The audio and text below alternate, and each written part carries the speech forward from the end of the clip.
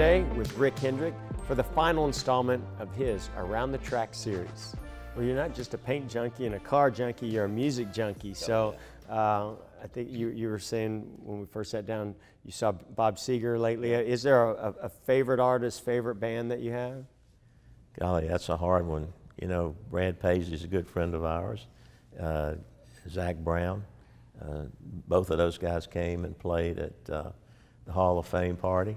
It surprised me. And and Seger.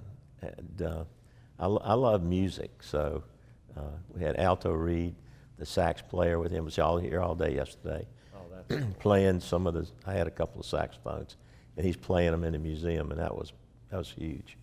I'm assuming with the collection that you have, guitars and saxophones. I think I've even seen some like drum kits up there. Iron Maiden. Yeah, Iron Maiden. I mean, I think even music people probably are a little bit blown away when they come to see not just your car collection, but the collection of instruments that you have. You know, it's really been pretty cool because, bands will come through and they'll see another guy's guitar, and they'll come back and send me one to try to up that guy. That's a good thing. Well, Sammy Hagar came in and he saw these neat guitars that artists had given me, so he sent me the guitar that he did. I Can't Drive 55 and a video with it, and I thought it's great. I walk in and say, "This is Kenny Chesney's. This is what he sent me. It's an old guitar," and then they go back and try to up it. So it's a great deal. I am a car salesman. Yeah, trust me, I know. So, I mean, all these people that you've met over the years, is there anybody that you were actually starstruck in meeting? Boy, I wasn't ready for that one. Maybe it's Jeff Gordon. Oh, right. No. No, I mean, you worked with Tom Cruise, you've met presidents, Sammy Hagar, all these big artists. I mean, surely there's somebody that you probably didn't expect to meet or think that you'd get introduced to. I never thought I'd meet Paul Newman, and got to drive with Paul, and a great guy and a great race car driver.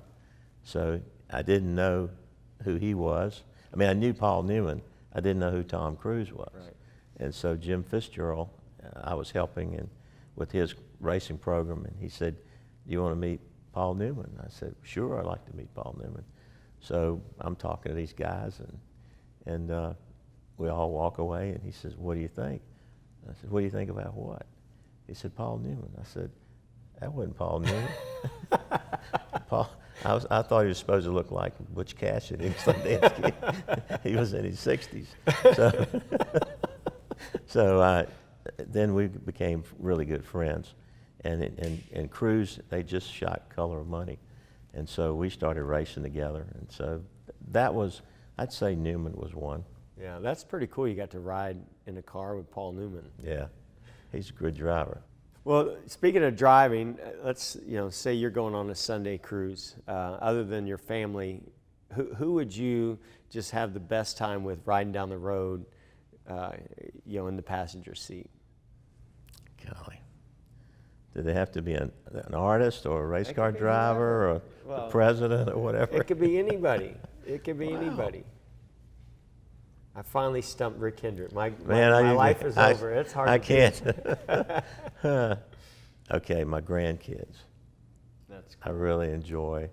And you have a lot of cool vehicles, and some I know in your collection that you purchased just for them. Yeah. I know you have a fire truck, ice cream car. Is there a car in your collection that the grandkids say, "I want, Pop, bring that car home. I want to ride in it"? There's two. I've got a 37 Ford Woody. That's my wife's car, and they like riding in that. And then my Chevelle, the black convertible. They like to ride in the Chevelle with the top down. So those are the two.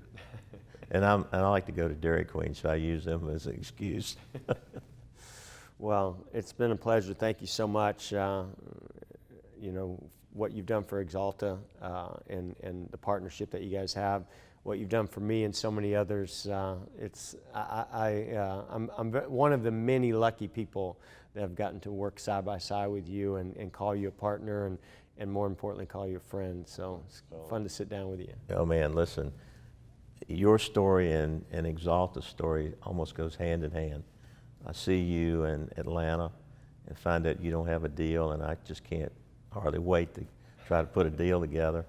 I'm talking to Axalta, then DuPont, saying, would you like to be an associate sponsor on this car? And they said, well, why wouldn't we want to be the primary? I thought, well, hey, let's go.